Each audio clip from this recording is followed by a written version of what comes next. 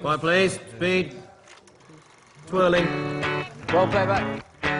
One Direction had their record deal, but there was still a massive challenge ahead, which was making their first single and album. You know, when you're a kid, you don't think, oh, this is never going to happen. I'm just going to, you know, I'm going to sing in the shower, I'm going to do that. But you never expect to come out with a record deal and end up recording an album. On the beat, innit? Yeah, have that feeling. Because now it sounds like you're driving the track as opposed to you just sitting on it. Sometimes I say for the microphone, I turn, I just smile a little bit, just think, you know, this is my job. This is actually what I do for a living now. And it's what I've always wanted. You know, a few months ago, I was sat at this tiny little village, doing a bit of work in the bakery, and now I was in a recording studio, recording a song that could be our first single. Right now I'm looking at you and I can't believe you don't know. You don't know you're beautiful. When we heard that song with our vocals, we were like, that's the one. There was no arguments between those 5 lads. Like, we knew straight away which one represented us the best and the most exciting and, you know, a little bit different. We're pretty proud of the album that we have, and hopefully it goes on to do big things. So One Direction had recorded their first single, and now they needed everyone to hear it.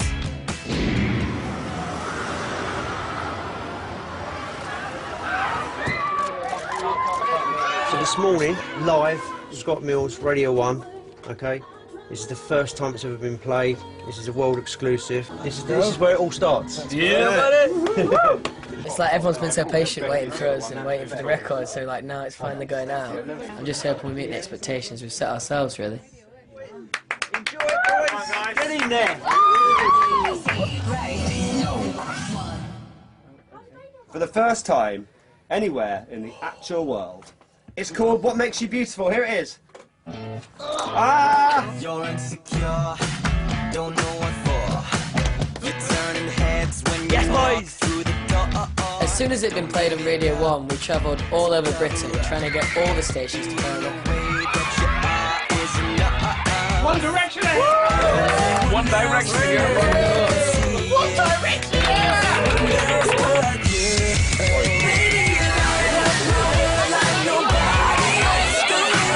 It was insane, and we had, you know, thousands of fans waiting for us.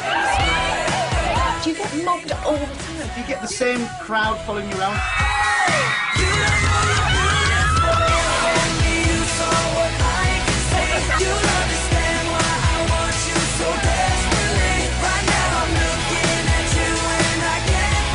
For me, promo was just a really exciting time. Oh my God, look at me!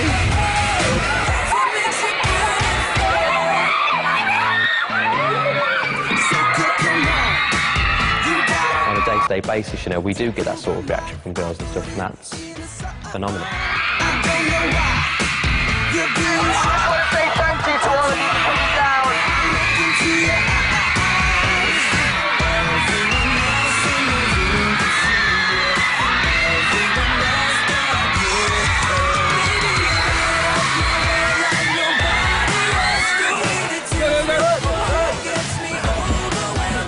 Sorry! High five! It's all right, mate. High five!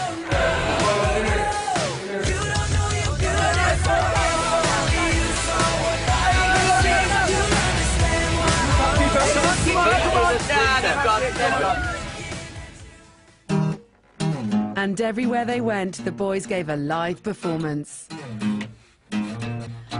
Baby, you light up my world like nobody else. The way that you flip your hair gets me overwhelmed. But when you smile at the ground, it ain't hard to tell. You don't know, you don't know you're beautiful. If only you saw what I can see, you'll understand why I want you so desperately. Right now I'm looking at you and I can't believe you don't know.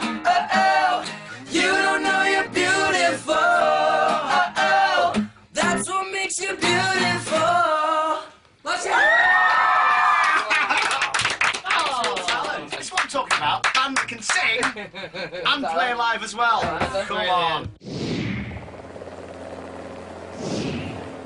The day of our release, we went on a helicopter around Britain. We basically went from London to Glasgow, Glasgow to Manchester. We flew everywhere, all over the country. All the things that we get to do and the life that we get to have is just amazing. It's important that we never take that for granted, and you know, we're really lucky to be in the position we are, and we feel really grateful.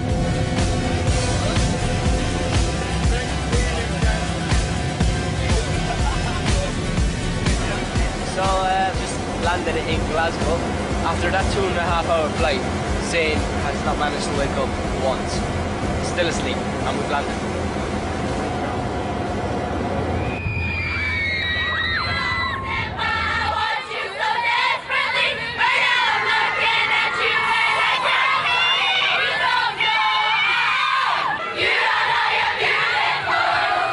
That day, I think for me, was one of those moments of realisation where we've released our first single, we're going round in a helicopter, being greeted by hundreds of fans at different places who've queued up for hours and hours and hours. You know, it was about time we started giving back to the fans, going out and meeting them and saying, you know, thanks for waiting around for us. Here it is. We're here at the first signing. There's so many people, there's like nearly 1,000 people here, and we're going to sign in an hour and a half as many as we can. Thank you. I'm praying that your heart will just turn around, and as I walk up to your door, my head turns to face the floor. Yeah, the fans are obviously a massive part of what we do, and we do what we do for the fans. For all of us, we can't really get our head around it as such. It's like it's the most flattering thing in the world. I love Handmaid's Tale so much. I never thought I'd get so crazy over a band, but when they're there, you just get so worked up over them because they're amazing. They're perfect in every way possible. To have such a big effect on people's lives is such a nice thing. Come in for the hug.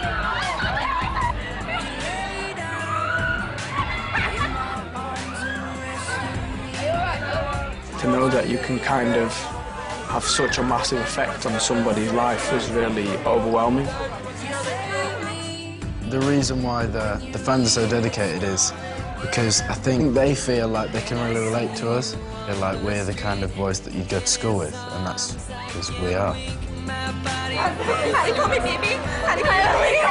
Because Hattie, my shoulder. He couldn't take the picture, they hold me. And then I held his hand, and oh my God, Marie said hi. And they don't ask me. And now you went, no, I want to hug her, and anyway, I love you. Hey, call me, I love me. I need to know my God, over here, to die. When he lays you down, I might just die inside. It just don't feel right. For me, it's a slow process, if you like, of dealing with girls screaming at me and telling me that they love me with tears rolling down their face. I've never seen anything like this before, and obviously when I was going to school I never had 600-700 girls screaming at me everywhere I went. Sometimes they go to mad lengths to get to see us and stuff. You know, we're very thankful for it and very grateful.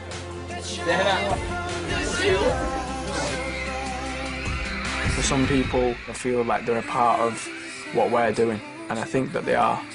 Without the fans, there's no reason to be One Direction. You know, if there's nobody supporting you, then there's no point. When he lays you down, I might just die inside. It just don't feel right. 'Cause I can love you more than this. Yeah. When he opens his arms and holds you close tonight, it just won't feel right. 'Cause I can love you more than this. When he lays you down, I might just die inside. It just don't feel right. 'Cause I can love you more than this. Can love you more than this. We're literally talking about it. We literally have the best fans in the world.